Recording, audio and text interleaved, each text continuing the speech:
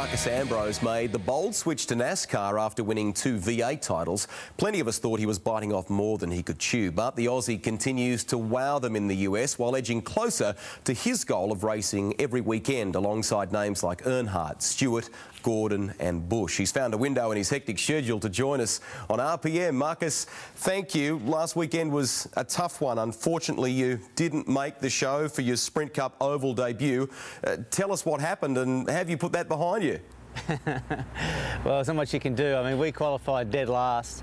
We were 1 second off the pole time, which isn't a huge amount, I guess, but yeah, we definitely struggled with that car. It was a 21 entry from Wood Brothers, and we had an hour practice before I got in the car for qualifying, and we just didn't get it right, and I just wasn't up to speed, and it's disappointing for everybody concerned.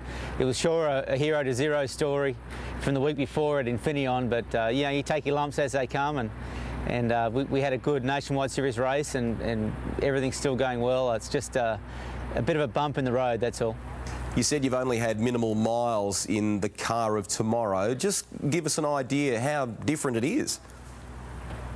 Well, they are different. I mean, they're very heavy, they've got a high roll centre, and they've got a lot of horsepower, and you're racing against the best teams in the world for oval racing with the best drivers, and when you come in, when you're not quite prepared, and I haven't had a lot of experience in the COT, I had none on a flat track or a short course at all before I got there for the practice, and you know, we only missed the race by 1/10 of a second, but that's, you know, that's a lot in our game, and you know, it's just really tough. I mean, you're up against some very stiff competition, and if you haven't got everything just right and you haven't done your testing and you haven't got the experience behind you, it's very hard.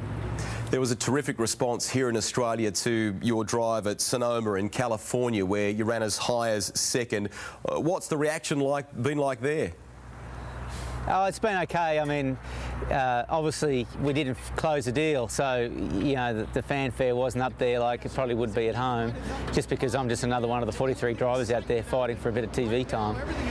But we did well, and I think my stature in the sport rose in one weekend, which is a good thing. But you know, we always knew that the following week at Loudon was going to be very difficult for us, and so we just tried to keep a lid on, you know, on all the hype, I guess, and it really bounced back.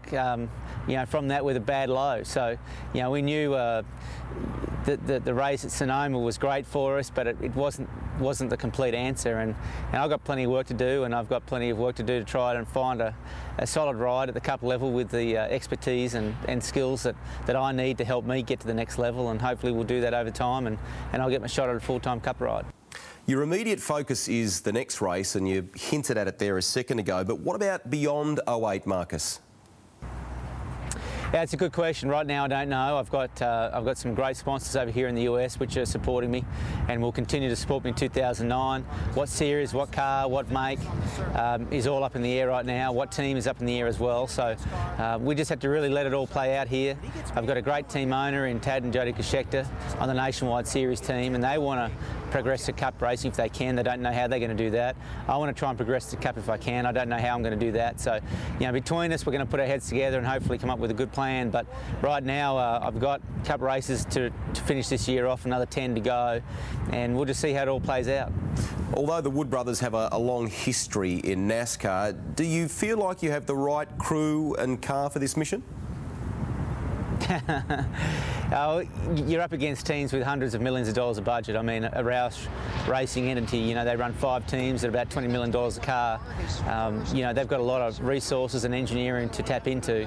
Our teams are privateer teams, basically. We run Fords, but we're not, you know, we are supported by Ford to help us on the motor program and stuff, but, you know, we're still responsible for our own development and engineering and R&D, and we just don't have the money or resources to throw at it. So, yeah, we are behind the 8 ball, there's no doubt about that. The Wood Brothers car that I drove for at Sonoma ran at Loudon.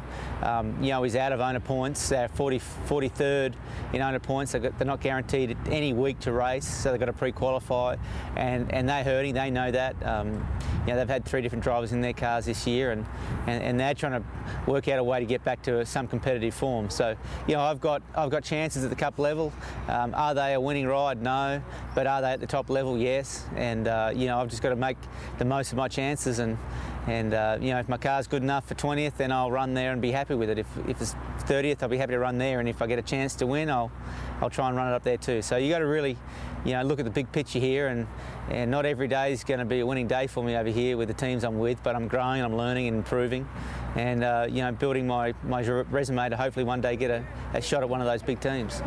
In addition to your nationwide commitments, the next Sprint Cup start on your schedule is at the end of the month, and it's at Indianapolis Motor Speedway. You must be excited about that. Yeah, it's going to be good. Again, it's another mess. You know, I've never driven on that track. It's probably one of the fastest tracks they go to with the COT. They don't have a test schedule there like they had last year, so teams have already got a race head start on us. We're running a brand new entry. It's going to be the first race for JTG Racing at the Cup level. So the crew's brand new, the car's brand new, I'm brand new. So there's a lot of unknowns, and the reason why the team's chosen that race is because if you can qualify in for the start of that race, it's a guaranteed $180,000. So you know, we're going for the prize money. Well, enjoy it. From all of our viewers and from those in your supporters club that are watching, good luck. Have a great second half of the season. You're making Australians proud, Marcus. Yeah, we're going good. We're 13th in the Nationwide Series points, and we're getting more competitive every week in that deal. So I'm excited about that, and we're growing for the future. You know, not every day is great, but yeah, I'm pleased the Aussies fans are checking out what I'm doing over here, and hopefully I'll turn it around for them soon and give them something to cheer about. Thanks, Marcus. Thanks, Rusty.